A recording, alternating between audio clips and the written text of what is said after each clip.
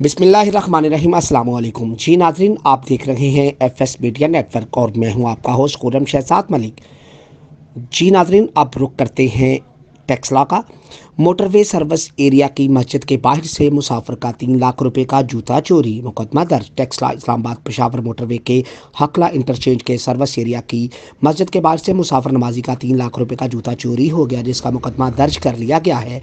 थाना टेक्सला में मुसाफिर की दरख्वास्त पर कीमती स्पोर्ट्स शूज़ की चोरी का मुकदमा दर्ज किया गया है। FIR के मुताबिक मुसाफिर ने हकला इंटरचेंज के रेस्ट एरिया की मस्जिद में नमाज पढ़ने के लिए जूते उतार कर रखे थे, जिनकी कीमत 2.5 से 3 लाख रुपए थी। जिस शख्स ने जूते चुराए वो खुद भी लग्जरी गाड़ी में ड्राइवर के साथ आया था।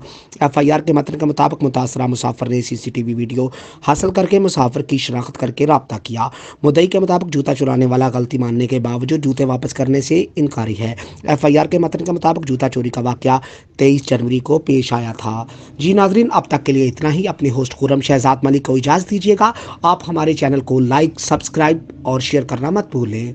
पाकिस्तान जिंदाबाद। वस्सलाम।